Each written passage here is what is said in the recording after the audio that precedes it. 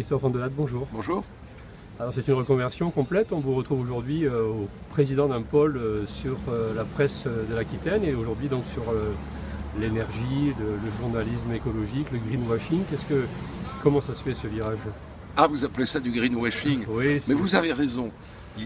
À juste titre, d'une certaine manière, c'est pas du greenwashing. C'est probablement ce que vous, militants, vous considérez comme une prise de conscience trop tardive. Moi, je me reconnais très très bien dans cette prise de conscience tardive. Je ne suis pas un écologiste d'avant-garde. J'ai mis beaucoup de temps à tout comprendre et j'ai toujours du mal à être croyant avec les annonces du GIEC. Voilà. Donc je pense que je suis assez emblématique d'un certain nombre de gens qui ont mis longtemps à comprendre, qui ont partiellement compris, mais qui ne sont pas toujours prêts à assumer les conséquences de tout ce qu'on nous annonce. Et puis moi, parce que c'est mon métier, le journalisme, c'est un peu comme la politique, ça doit tenir en compte tout un tas de choses. Et il n'y a pas que l'avenir de la planète dans les préoccupations de l'être humain aujourd'hui, il y a l'avenir de l'homme, il y a les enjeux économiques, il y a la mondialisation. S'il n'y avait finalement que le dérèglement climatique à prendre en compte, ça serait très simple, les mesures seraient simples, mais en même temps, on a un monde qui court après la croissance, parce qu'il veut fabriquer de la richesse, parce que la richesse se fait rare, et que donc il faut jongler avec tout ça. Le résultat sera imparfait, les compromissions totales. La politique sera jugée pas à la hauteur, les médias qui l'accompagnent seront jugés pas à la hauteur, mais la vie humaine, ça n'est que du compromis. Moi, je ne crois pas au radicalisme. Il est normal que chacun fasse des compromis, et ça va se terminer par un misérable compromis. Et c'est ça la nature humaine. Alors là, vous me donnez de la matière pour au moins 30 questions, donc je vais commencer par la première. Est-ce que vous n'avez pas l'impression que les croyances c'est un petit peu tard et qu'aujourd'hui il faut qu'on fasse des constats et qu'on ait une réaction qui soit quand même plus rapide que simplement dire il est temps de réagir? Vous ne pouvez pas demander, prenons l'exemple de la France, puisque c'est celui que nous connaissons le mieux, mais disons de l'Europe. Vous ne pouvez pas demander à l'Europe, dont le modèle de développement est actuellement contesté par la mondialisation, qui doit faire des sacrifices considérables sur sa richesse, sa générosité, son système de protection sociale, bref, qui doit préparer des peuples à moins. Vous ne pouvez pas lui demander au même moment d'annoncer à ces mêmes peuples qu'elle renonce à la croissance. Non seulement on vous promet un avenir avec moins de protection, mais en plus vous n'aurez plus de croissance et l'enrichissement économique n'aura plus lieu comme il a lieu depuis des décennies. Ce sont trop d'adaptations simultanées et elles se concluront forcément par une cote mal taillée qui fera qu'on assumera une partie du réchauffement et on devra tenter en parallèle de sauver un modèle qui est contesté.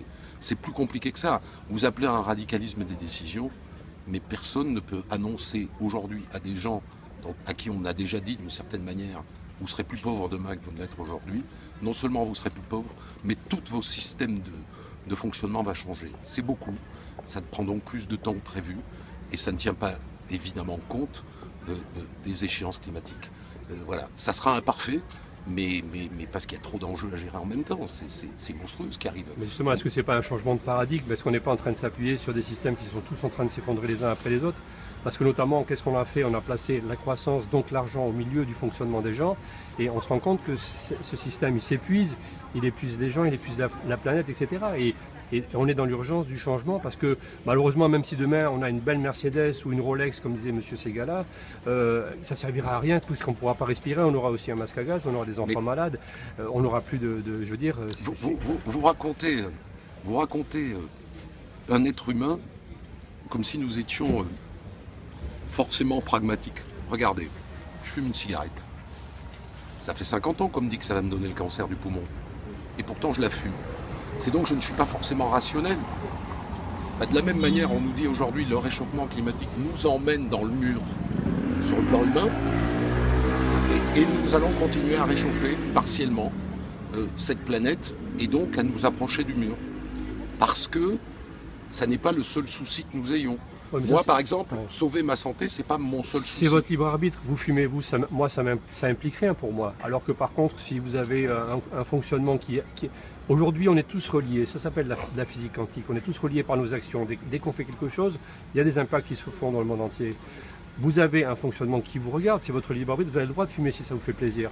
Mais à côté de ça, il y a des actions qu'on commet et qui sont irréversibles pour d'autres personnes dans le monde entier et pour lesquelles on ne peut pas dire aujourd'hui, je ne sais pas, je ne suis pas responsable. On est forcément au courant de tout par Internet en 30 secondes. Je redis que faire des choix d'un tournant très raide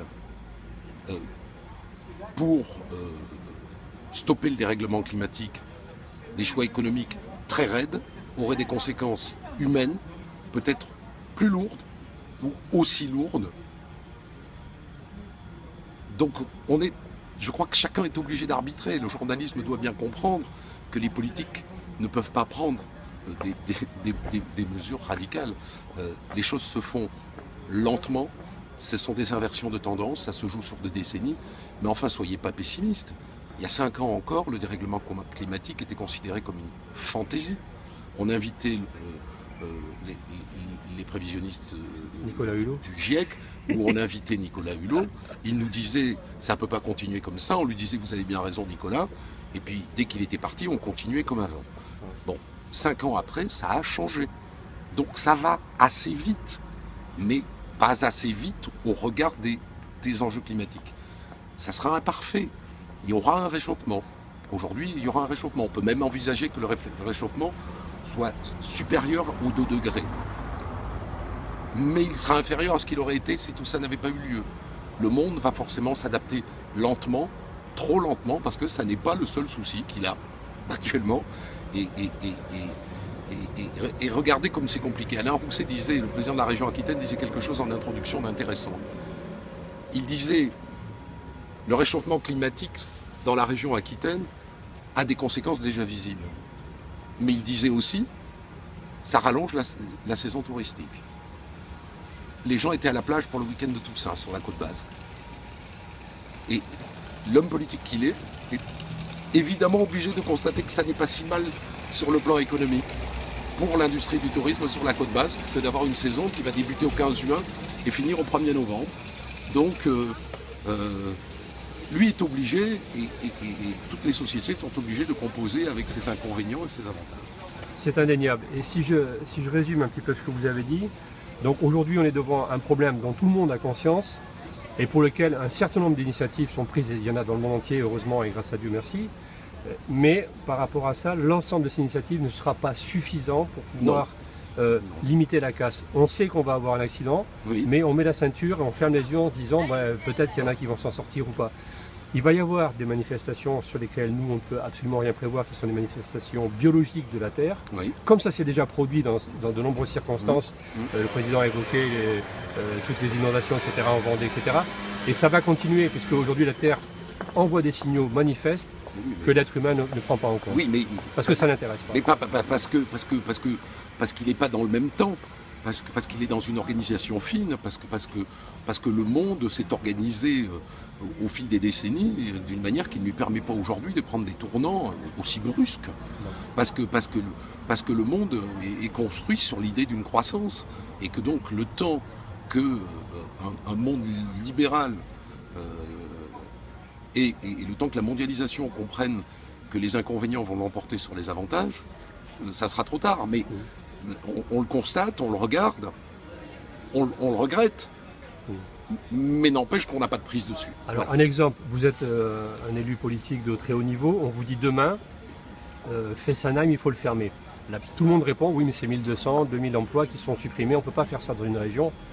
Fessenheim explose demain, c'est 6 millions de morts, y compris 3 millions d'Allemands. Mais vous voyez, quelle décision on prend ? Vous-même, on parle de réchauffement et vous me sortez du réchauffement. Fessenheim n'est pas concerné par la question du réchauffement climatique. Pour le coup, on peut être... on est dans l'écologie quand même. C'est de l'écologie, mais pour le coup, c'est une décision. C'est une des milliers de décisions à prendre pour l'avenir de la planète, mais pour le coup, elle ne concerne pas le réchauffement climatique. Donc là, il y a des intérêts qui sont encore autres. La question du nucléaire est à sortir du réchauffement climatique. Il faut gérer la question du nucléaire, régler la question du renouvelable, il y a 1 milliard de choses à régler, mais aujourd'hui, ça n'est pas être idéologue, c'est juste être objectif que de constater que le monde se soucie avant tout de la croissance. Pour l'instant, il n'y a pas d'autre modèle de développement que la croissance libérale. Et donc le monde ne se soucie que de ça, et marginalement du reste. Et c'est de moins en moins marginal le reste, mais le souci de croissance demeure. Moi je regarde objectivement les politiques, malgré tout ce qu'ils promettent, ce qu'ils continuent de promettre, c'est de la croissance, et c'est pas de la croissance verte. Voilà. Donc ce qu'on peut, c'est pour conclure, saluer la belle initiative de l'Aquitaine de mettre en avant tous ces problèmes et essayer de trouver des éléments de solution. Il faut parler, voilà. C'est participer d'une certaine manière à la prise de conscience, tardive, sans doute vient-elle trop tard, on ne parviendra pas aux objectifs fixés, mais il y a un coup de frein. On ne peut pas dire qu'il ne s'est pas passé quelque chose ces 5 dernières années. Alors que vous soyez impatient, moi je l'entends, mais il se passe des trucs, enfin... Regardez, moi je suis vraiment témoin de ça, c'est un débat marginal. Il y a encore 3 ans, 3-4 ans, le réchauffement était un débat marginal. Aujourd'hui, il est au cœur de la vie. C'est une sacrée victoire pour la cause écologiste. Mais ça vient trop tard. Mais le système humain est imparfait. Alors plaçons tous nos espoirs sur cette COP 21 qui va se dérouler au mois de décembre. Plaçons des espoirs, peut-être pas tous.